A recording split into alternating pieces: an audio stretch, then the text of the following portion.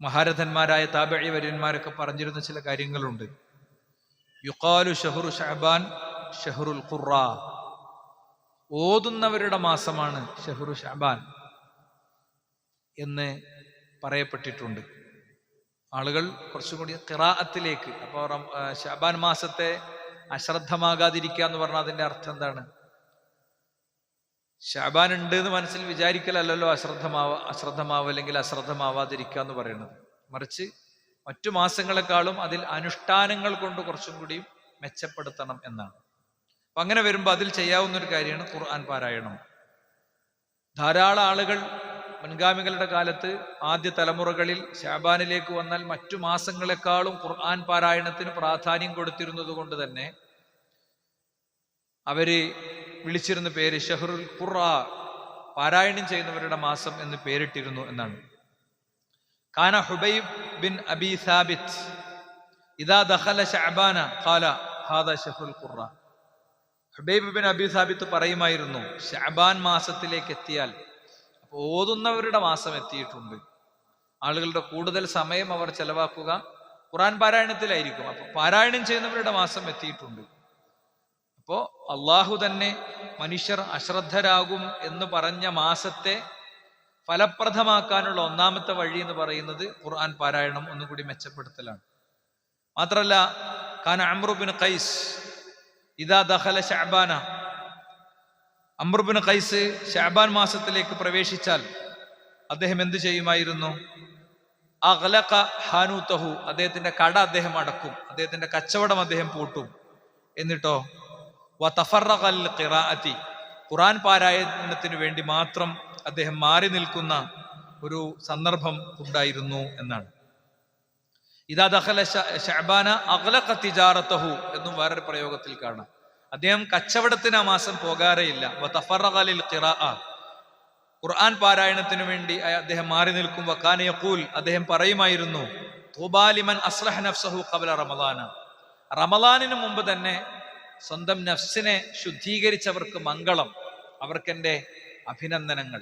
അതല്ലാതെ റമളാൻ മാസത്തിലെ ഒന്നാമത്തെ നോമ്പിന്റെ അന്ന് അത്താഴത്തിന് ഭാര്യ വിളിക്കുമ്പോൾ ചാടി എണീറ്റ് അത്താഴം കഴിച്ച് ഇറങ്ങി പുറപ്പെടുമ്പോഴല്ല ഒരു വിശ്വാസി യഥാർത്ഥത്തിൽ റമളാൻ മാസത്തെ അഭിസംബോധന ചെയ്യേണ്ടത് എന്ന് നമുക്കിതിൽ നിന്ന് മനസ്സിലാകും. ഇത് ഞാൻ എൻ്റെ വക പറഞ്ഞല്ല, ഇമാം ഇബ്നു റജബ് അൽ ഹംബലി റഹിമഹുല്ലാ രേഖപ്പെടുത്തിയത് കാണാം.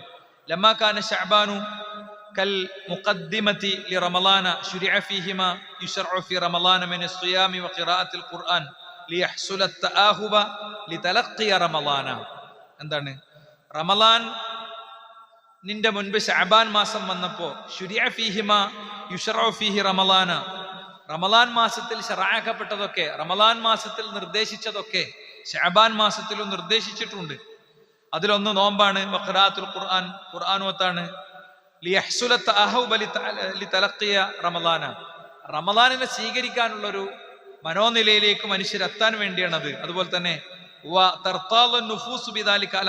റഹ്മാൻ, പടച്ചവന് വേണ്ടി ഇബാദത്ത് എടുക്കാനും പടച്ചവനെ അനുസരിക്കാനുമുള്ള സന്ദർഭം മനുഷ്യർ സ്വയം കണ്ടെത്താനും അതിൽ തൃപ്തി നേടാനും വേണ്ടിയാണെന്നാണ്. പലപ്പോഴും സ്വബറില്ലായ്മയാണല്ലോ, അസംതൃപ്തിയാണ്, അല്ലെങ്കിൽ സ്വബറില്ലായ്മയാണ് പലപ്പോഴും നമ്മളെ ഇബാദത്തുകളിൽ നിന്ന് പലപ്പോഴും വിലക്കുന്ന ഒരു കാര്യം. നമ്മൾ രാത്രി 2 മണിക്ക് വീട്ടിലെത്തിയെന്ന് വിചാരിക്കുക, കുളിച്ച് ഫ്രഷായി ബെഡിലേക്ക് പോണതിന്റെ മുമ്പ് ഒരു 3-4 മിനിറ്റേ ആവശ്യം ഉണ്ടാവുള്ളൂ. ഒരു 3 റക്അത്ത് നിസ്കരിച്ച് നമ്മളെ ജീവിതത്തിലെ ഏറ്റവും വലിയ ആവശ്യങ്ങളൊക്കെ പടച്ചവനോട് പറയാൻ.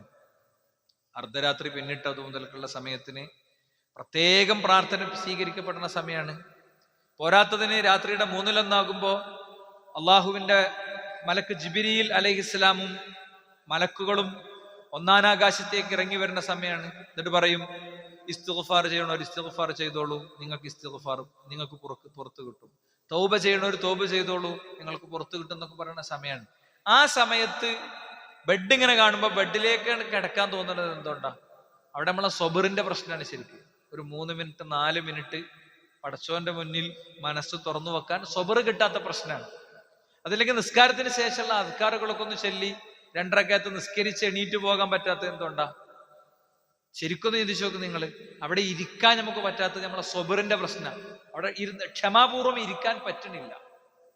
നീണ്ട മണിക്കൂറുകൾ ഒരുപാട് കാര്യങ്ങൾക്ക് വേണ്ടി ഇരിക്കണ നമ്മൾക്ക് അവിടെ ഇരിക്കാൻ പറ്റുന്നില്ല.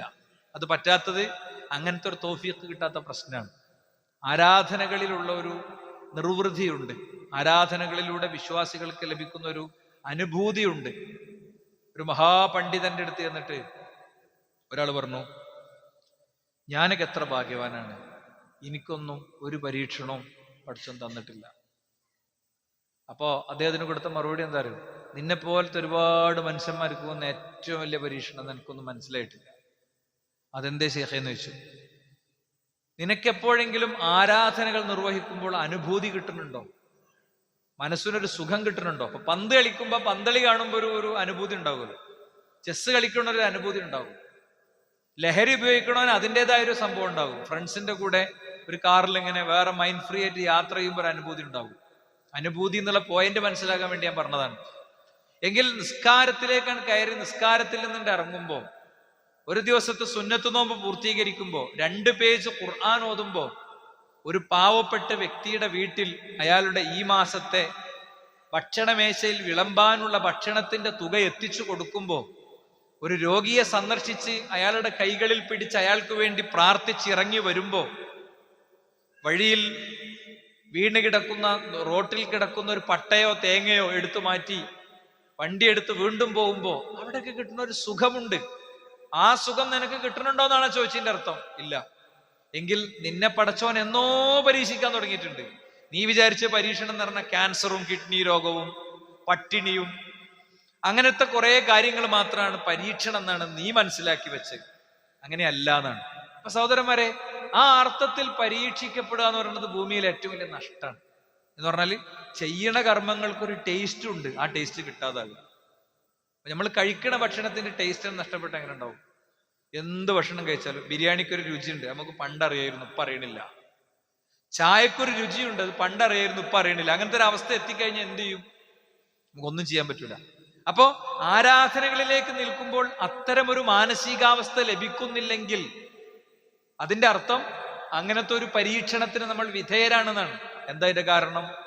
പാപങ്ങൾ വർദ്ധിക്കുമ്പോഴാണ്, തിന്മകൾ ജീവിതത്തിൽ വർദ്ധിക്കുന്ന, പ്രത്യേകിച്ചും സ്വകാര്യ ജീവിതം മലിന കൂമ്പാരമായി മാറിയിരിക്കുന്ന ഒരു വ്യക്തിയെ സംബന്ധിച്ചിടത്തോളം അയാൾക്ക് ആരാധനകളിലൂടെയുള്ള അനുഭൂതി കിട്ടുകയില്ല. അത് പടച്ചവനും കൊണ്ട് പിൻവലിക്കും. തിന്മകൾ ഇങ്ങനെ കുമിഞ്ഞുകൂടിയ, ഇനിയും തിന്മ ചെയ്യാൻ ചിന്തിച്ചുകൊണ്ടിരിക്കുന്ന, പലരെയും വള്ളി വെക്കാനും വളരെയും ദ്രോഹിക്കാനും വളരെയും പറ്റിക്കാനൊക്കെ വേണ്ടി ഇങ്ങനെ പ്ലാൻ ചെയ്തുകൊണ്ടിരിക്കുന്ന, ഒറ്റക്കാകുമ്പോ സ്വന്തം വ്യക്തിത്വത്തിന്റെ ഉടയാടകൾ അഴിച്ചു വെച്ച് തികച്ചും വേറെ ഒരു വ്യക്തിയാകുന്ന ഒരാളെ സംബന്ധിച്ചിടത്തോളം ആ വ്യക്തിക്ക് ഇത്തരം ഒരു ആസ്വാദനം ഉണ്ടാവില്ല എന്നാണ്. അപ്പൊ എന്തിനാണ് ശഅബാൻ മാസത്തെ പ്രത്യേകം ആരാധനകളിലൂടെ ചിട്ടപ്പെടുത്താൻ പറഞ്ഞത്? പുതിയൊരു മൊഡ്യൂള് റജബ് വരെ ഉണ്ടാകാതിരുന്ന മുഹറം, സഫർ, റബിയുൽ അവൽ, റബിയുൽ ആഖിർ ഇങ്ങനെ പോന്നിട്ട് ആ റജബ് വരെ ഇല്ലാത്തൊരു ഷെഡ്യൂൾ പുതിയത് ഉണ്ടാക്കാൻ പറയുന്നത് എന്തിനാണ്?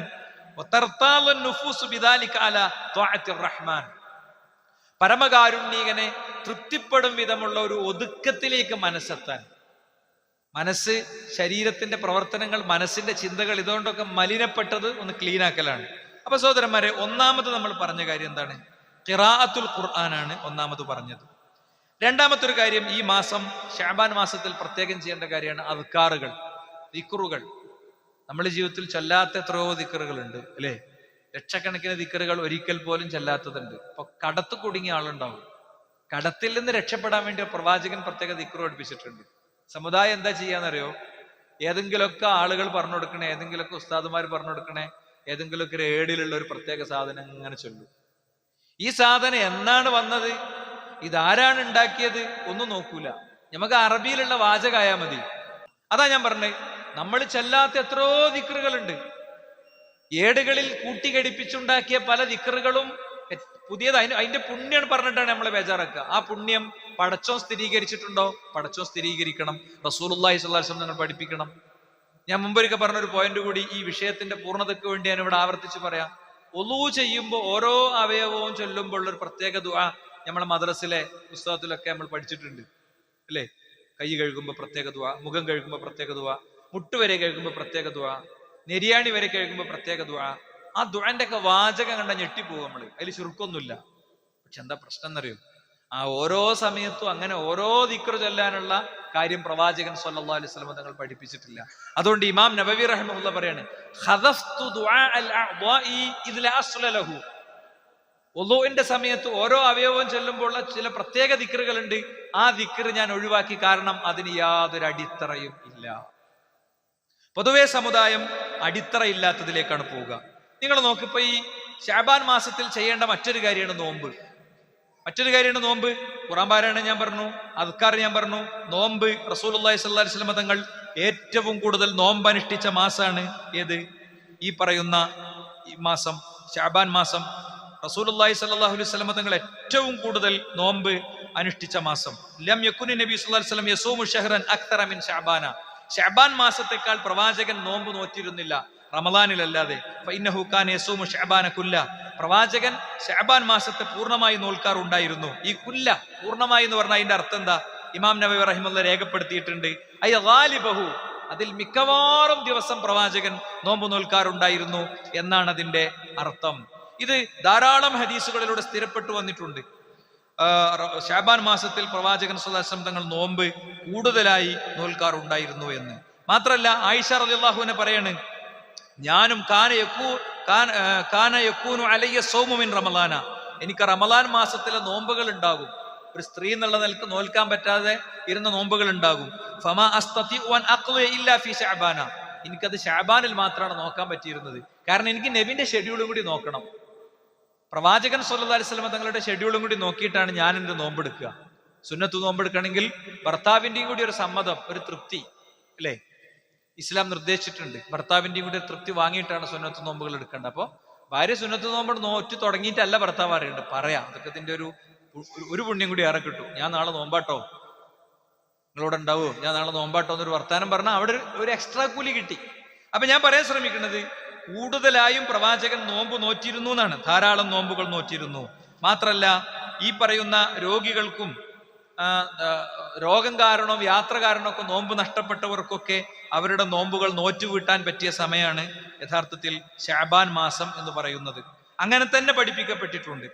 എന്നാൽ പ്രത്യേകമായി പഠിപ്പിച്ച രണ്ട് കാര്യങ്ങൾ ഞാൻ പറയാം. ലാ യതഖദ്ദമന്ന അഹദുക്കും റമളാന ബി സൗമി യൗമിൻ ഔ യൗമൈനി. നോമ്പിന്റെ 1-2 ദിവസം മുമ്പ്, നോമ്പ് നാളെ തുടങ്ങുകയാണെങ്കിൽ ഇന്നും ഇന്നലെയും നോമ്പെടുക്കുക, അങ്ങനെ ചെയ്യരുതെന്ന് റസൂലുള്ളാഹി സ്വല്ലല്ലാഹു അലൈഹി വസല്ലം പഠിപ്പിച്ചിട്ടുണ്ട്. ഇപ്പൊ തിങ്കളാഴ്ച നോമ്പ് തുടങ്ങാൻ അടിപൊളികൾ. അപ്പൊ എന്ത് ചെയ്യാ, ഒരാള് ശനിയാഴ്ചയും വെള്ളിയാഴ്ചയും നോമ്പെടുക്കുക, അങ്ങനെ ചെയ്യരുതെന്ന് റസൂലുള്ളാഹി സ്വല്ലല്ലാഹു അലൈഹി വസല്ലം പഠിപ്പിച്ചിട്ടുണ്ട്. അപ്പൊ അതെന്താ അങ്ങനെ പഠിപ്പിച്ചു? നല്ല കാര്യമല്ലേ? റസൂലുള്ളാഹി സ്വല്ലല്ലാഹു അലൈഹി വസല്ലം നിങ്ങളൊരു കാര്യം പഠിപ്പിച്ചോടത്ത് നിൽക്കുക. എന്നാൽ പ്രവാചകൻ ഒരു വിഭാഗത്തിൽ നിന്ന് ഒഴിവാക്കി കൊടുത്തിട്ടുണ്ട്. ഇല്ലാ യകുന റജുലുൻ കാന യസൂമു സൗമഹു ഫൽയസും ദാലിക്കൽ യൗം. എന്നാൽ സാധാരണഗതിയിൽ അങ്ങനെ നോറ്റു വരുന്ന ഒരാള്, അഥവാ അയ്യാമുൽ ബീദ് അല്ലെ, 13, 14, 15 മാസത്തിലെ അയ്യാമുൽ ബീദ് നോൽക്കുന്ന ഒരാള്, അതല്ലെങ്കിൽ വേറെ ഏതെങ്കിലും ഇപ്പോ എല്ലാ വ്യാഴവും നോൽക്കുന്ന ഒരാള്, അങ്ങനത്തെ ഒരാള്, അല്ലെങ്കിൽ വ്യാഴത്തിന്റെ കൂടെ ഒരു നോമ്പും കൂടി സ്ഥിരമായിട്ട് എടുക്കുന്ന ഒരാള്, അങ്ങനത്തെ ഒരാൾക്ക് അങ്ങനെ ഒരു ദിവസം വന്നാൽ നോക്കണേന് പ്രശ്നമല്ല. ഇങ്ങനെയൊക്കെ ഇസ്ലാം വേറെടുത്ത് പഠിപ്പിച്ചിട്ടുണ്ട്. പക്ഷേ ശഅബാൻ 15 മാത്രം ഒരു നോമ്പ് ഇസ്ലാം പറഞ്ഞിട്ടില്ല. ശഅബാൻ 15 മാത്രം ബറാഅത്ത് നോമ്പ് എന്നുള്ള പേരിൽ ഒരു നോമ്പ് സമുദായം അനുഷ്ഠിച്ചു വരാറുണ്ട്.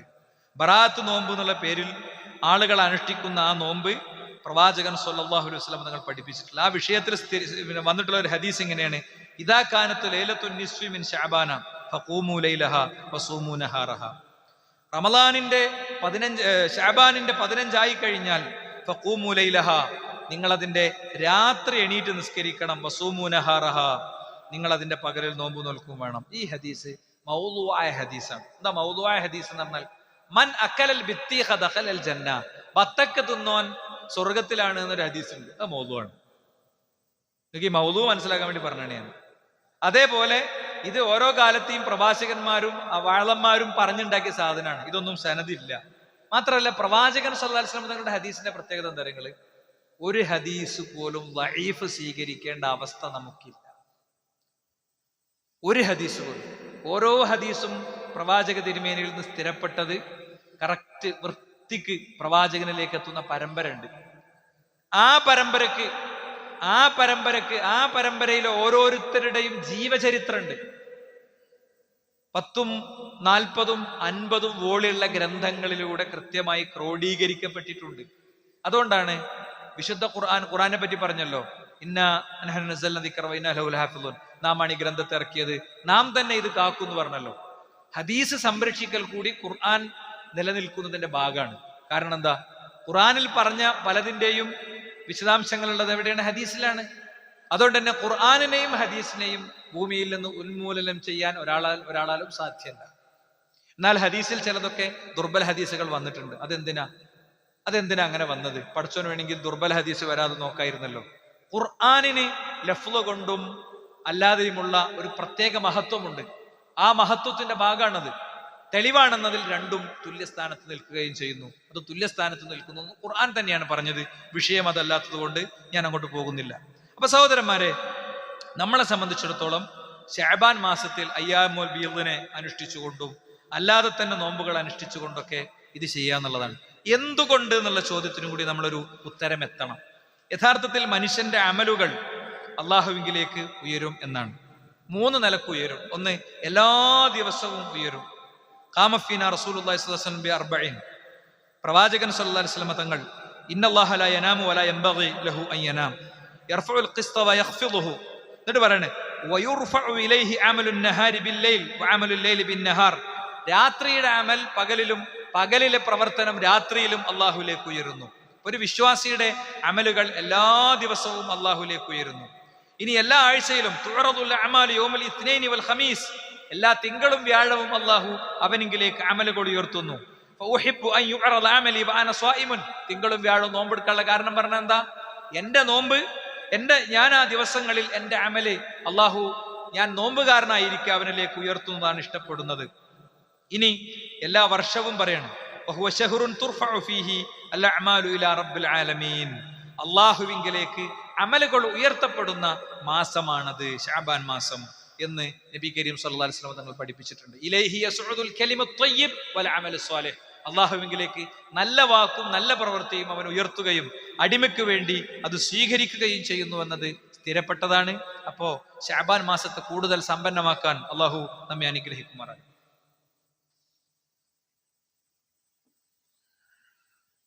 അൽഹംദുലില്ലാ വസ്സലാത്തു വസ്സലാമു അലാ റസൂലില്ലാ വഅലാ ആലിഹി വഅസ്ഹാബിഹി അജ്മഈൻ. അമ്മാ ബഅദ്. സൃഷ്ടാവും സംരക്ഷകനുമായ റബ്ബിന്റെ വിധിവിലക്കുകൾ ജീവിതത്തിലുടനീളം പാലിക്കണേ എന്ന് ഉണർത്തുകയാണ്, ഉത്ബോധിപ്പിക്കുകയാണ്. വിശുദ്ധ ഖുർആനിലെ സൂറത്തു ആറാഫിലെ 8-9 വചനങ്ങളാണ് എൻ്റെ ഖുത്ബയുടെ ആമുഖത്തിൽ ഞാൻ ഓതി വെച്ചത്. വൽ വസ്നു യൗമഇദിനിൽ ഹഖ് ഫമൻ സഖുലത് മവാസീനുഹു ഫഉലൈക ഹുമുൽ മുഫ്ലിഹൂൻ. അന്നത്തെ ദിവസം തൂക്കിക്കണക്കാക്കുന്നത് ഒക്കെ അത് ഏറ്റവും സത്യസന്ധമായിരിക്കും. തൂക്കം ഏറ്റവും സത്യസന്ധമായി നിർവഹിക്കപ്പെടും. ഫമൻ സഖുലത് മവാസീനുഹു, ഒരാളുടെ മീസാനിന്, ഒരാളുടെ നന്മകൾ അത് കനം തൂങ്ങുകയാണെങ്കിൽ ഫൗലൈക ഹുമുൽ മുഫ്ലിഹൂൻ, അവർ വിജയിക്കും. ഒമൻ ഖഫ്ഫത് മവാസീനുഹു, ആരുടെയെങ്കിലും അമലുകൾ കനം തൂങ്ങിയില്ലെങ്കിൽ ഫൗലൈകല്ലദീന ഖസിറു അൻഫുസഹും, അവരാണ് സ്വയം നശിക്കുന്നവർ. ബിമാ കാനു ബി ആയാതിനാ യദ്ലിമൂൻ, അതെന്തുകൊണ്ടാണ്? അവർ നമ്മുടെ ദൃഷ്ടാന്തങ്ങളോട് അന്യായമായി ഇടപെട്ടത് കൊണ്ടാണ് എന്നാണ്. സഹോദരന്മാരെ, ഇങ്ങനത്തെ ഒരു അവസ്ഥ സത്യസന്ധമായി നമുക്ക് വരാനുണ്ടല്ലോ. പരലോകം എന്നൊരു അവസ്ഥ വരാനുണ്ട്. അതേതോ നൂറ്റാണ്ടുകൾക്ക് ശേഷം വരാനുള്ള ഒന്നല്ല. മറിച്ച് നമ്മളെ സംബന്ധിച്ചിടത്തോളം നമ്മുടെ കണ്ണടയുന്നതോടുകൂടെ പരലോകം നമ്മൾ അനുഭവിച്ചു തുടങ്ങുകയാണ്. നമ്മുടെ ഖബറിൽ എപ്പോഴാണോ നമ്മൾ അവസാനിക്കുന്നത്, അപ്പോൾ നമ്മുടെ ഖബറിൽ നമ്മുടെ പരലോകം നമ്മൾ അനുഭവിച്ചു തുടങ്ങുകയാണ്.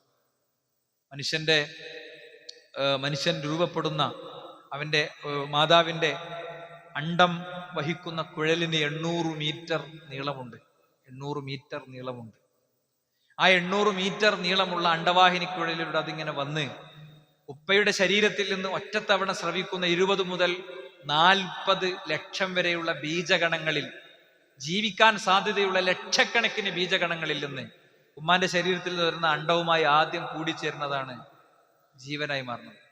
ഇങ്ങനെ ജീവിപ്പിച്ച പടച്ചോന് അലൈസ ദാലിക ബിഖാദിരിൻ അലാ യുഹ്യിൽ മൗത, അവന് മരിച്ചവരെ ജീവിപ്പിക്കാൻ പറ്റൂല എന്ന ഖുർആന്റെ ചോദ്യം. നമുക്കൊരു സംശയം ആവശ്യം കേട്ടോ. ഈ വിഷയത്തിൽ എവിടെയെങ്കിലും സംശയം ഉണ്ടെങ്കിൽ ആദ്യം സെറ്റാക്കേണ്ടത് അതാണ്. മരിച്ചതിന്റെ ശേഷം ഞാൻ ജീവിക്കുമല്ലേ എന്ന് നമ്മളെ മനസ്സിൽ എവിടെയെങ്കിലും സംശയം ഉണ്ടെങ്കിൽ ആ സംശയം 100% മതത്തിന് ക്ലിയർ ചെയ്യാൻ പറ്റും. അത് കിതാബിലുണ്ട്, ജി വിശ്വസിച്ചല്ലോ എന്ന് പറഞ്ഞിട്ടല്ല. നേരെ തിരിച്ച് നമ്മുടെ മുന്നിലെ കാഴ്ചകൾ കൊണ്ടും നമ്മുടെ പഠനങ്ങൾ കൊണ്ടും നമ്മുടെ ലാബ് കൊണ്ടും ലബോറട്ടറി കൊണ്ടും അത് ബോധ്യപ്പെടുത്താൻ പറ്റും. വിശ്വസിക്കാൻ പറ്റും എന്നുള്ളത് വേറെ കാര്യം. വിശ്വസിക്കുക എന്നുള്ളത് തൗഫീഖാണ്. മനസ്സിലായില്ലേ? അതുകൊണ്ട് സഹോദരന്മാരെ, മരിക്കും എന്നുള്ളത് ഉറപ്പാണ്. അതിൽ നമുക്ക് ആർക്കും സംശയമില്ല. മരിക്കും എന്നുള്ളത് ഉറപ്പാണെങ്കിൽ അതിലേറെ വലിയ ഉറപ്പാണ് രണ്ടാമത് തിരിച്ചു വരും എന്നുള്ളത്. അവിടെ നമുക്ക് നമ്മുടെ അമലേ ഉണ്ടാവുള്ളൂ. ജനാസ ഇങ്ങനെ കൊണ്ടുപോകുമ്പോൾ സത്യവിശ്വാസിയായ അടിമയാണെങ്കിൽ വിളിച്ചു പറയുന്ന എന്നെ വേഗം കൊണ്ടുപോകൂ, എന്നെ വേഗം കൊണ്ടുപോകൂ എന്നിങ്ങനെ വിളിച്ചു പറയുന്നുണ്ടെന്നാണ്. ഈ ജനാസ കൊണ്ടുപോകുമ്പോൾ അറബ്സൊക്കെ ശ്രദ്ധിക്കേണ്ട രൂപങ്ങൾ കണ്ടിട്ടുണ്ടോ എന്ന് എനിക്കറിയില്ല. അവരിങ്ങനെ ജനാസയും കൊണ്ട് ഇങ്ങനെ ഓടുക ചെയ്യുക, വേഗത്തിൽ നടക്കുക ചെയ്യുക. നമ്മൾ സ്പീഡ് കൂട്ടുമ്പോൾ പതുക്കെ പോകുന്നറിയും. ജനാസ നിലത്ത് വീണമാരത്തെ സ്പീഡൊന്നും ആവശ്യമില്ല. പക്ഷേ എന്താണ് അതിലുള്ളൊരു പ്രതീകം എന്താണ്? അതിലുള്ളൊരു പ്രതീകം ഇയാള് നല്ലവനാണെങ്കിൽ ഇയാൾക്ക് ആ സൗകര്യങ്ങളൊക്കെ അതിവേഗം കിട്ടിക്കോട്ടെ. അതുകൊണ്ട് ജനാസ അനന്തമായി പിന്തിപ്പിക്കേണ്ട, മരിച്ചുടനെ തന്നെ പരമാവധി വേഗത്തിൽ, അല്ലേ, ഭയങ്കര ധൃതി കൂട്ടിങ്ങാണ്ട് അരമണിക്കൂറിന് അടക്കണം എന്നല്ല പറയണേ. അങ്ങനത്തെ മാർഗനിർദ്ദേശങ്ങളൊക്കെ വന്നിട്ടുള്ളത്. മാത്രമല്ല, ഒരാളെ അമല് ചെയ്തിട്ടില്ലെങ്കിൽ എന്നെ കൊണ്ടുപോകില്ലേ എന്ന് അയാളുടെ ആത്മാവ് വിളിച്ചു പറയേണ്ടത് ഹദീസിലുള്ളതാണ്. നമ്മൾ കേൾക്കൂല എന്ന് മാത്രം, നമ്മൾ കേൾക്കൂല. അതുകൊണ്ട് ഏത് നിമിഷവും സംഭവിക്കാം. അപ്പോൾ ഞങ്ങളുടെ അയലോകത്തിൽ നിന്നൊരു ഒരു വ്യക്തി മരണപ്പെട്ടു. അല്ലാഹുവിന്റെ ഖബർ ഖൈറാക്കി കൊടുക്കുമാറാകട്ടെ. എന്താ, നല്ലവർക്ക് ജീവിച്ചോടെ ഇടയ്ക്ക് 2 ദിവസം അങ്ങനെ അവസാനിക്കേണ്ട ഒരു മനുഷ്യൻ അയാളില്ല, അല്ലേ? അതൊരു സത്യമാണ്. അതുകൊണ്ട് നമ്മളൊക്കെ നമ്മുടെ ജീവിതത്തിൽ ചിട്ടപ്പെടുത്തുക. ഈ റമളാനാണിന്റെ മുമ്പ് നല്ലൊരു ഒരുക്കം നടത്തുക. കട ഉദ്ഘാടനങ്ങൾ, പരിപാടികൾ, പർച്ചേസുകളൊക്കെ നേരത്തെ തീർക്കുക. നേരത്തെ തീർത്താൽ എന്താ വെച്ചാൽ പർച്ചേസ് ചെയ്യുന്ന ആളുകൾക്കും സുഖമാണ്, ഞമ്മക്കും സുഖമാണ്. തിരക്കണ്ട, സാധനം വലിയ മോശമില്ലാതെ കിട്ടും. അതുകൊണ്ട് വെറുതെ പരിശോധിച്ചു നോക്കി. അതുകൊണ്ട് അങ്ങനത്തെ കാര്യങ്ങളൊക്കെ റമളാൻ സെയിൽസിന്റെ ഉദ്ഘാടനമൊക്കെ നേരത്തെ കഴിക്കുക. കുറച്ച് നേരത്തെ, ഒരാഴ്ച മുമ്പ് റമളാൻ സെയിൽസിന്റെ ഉദ്ഘാടനം കഴിക്കുക. അങ്ങനത്തെ കാര്യങ്ങളൊക്കെ ശ്രദ്ധിച്ച് ഇൻഷാ അല്ലാഹ് വിശദമായി തന്നെ ആ വിഷയം നമുക്ക് അടുത്ത ആഴ്ചയിൽ പറയാം. അള്ളാഹു നമ്മിൽ നിന്ന് സ്വീകരിക്കുമാറാകട്ടെ. അവന്റെ മോമിനുകളിൽ, മുഖ്ലിസുകളിൽ, മുത്തഖീങ്ങളിൽ അവൻ നമ്മൾ ഉൾപ്പെടുത്തുമാറാകട്ടെ. കലിമത്ത് തൗഹീദിനെ ഉൾക്കൊണ്ട് ജീവിക്കാൻ അള്ളാഹു നമ്മെ അനുഗ്രഹിക്കുമാറാകട്ടെ. തൗഹീദിന്റെ ഏറ്റവും ശക്തമായ വിശ്വാസങ്ങളും നിലപാടുകളും മനസ്സിൽ ഉറപ്പിച്ച് മരിക്കുന്നവരിൽ അള്ളാഹു നമ്മെ ഉൾപ്പെടുത്തുമാറാകട്ടെ. അല്ലാഹുമ്മ ഗ്ഫിർ ലിൽ മുഅ്മിനീന വൽ മുഅ്മിനാത്ത്, അല്ലാഹുമ്മ അഇസ്ൽ ഇസ്ലാം വൽ മുസ്ലിമീൻ, അല്ലാഹുമ്മ അൻസുറിൽ മുജാഹിദീന ഫി കുല്ലി മകാൻ, അല്ലാഹുമ്മ അൻസുറിൽ മുജാഹിദീന ഫി ഗസ്സ, അല്ലാഹുമ്മ അൻസുറിൽ മുജാഹിദീന ഫി കുല്ലി മകാൻ. ആമീൻ ആമീൻ ബിറഹ്മതിക യാ അർഹമർ റഹീമീൻ. വൽഹംദുലില്ലാഹി റബ്ബിൽ ആലമീൻ.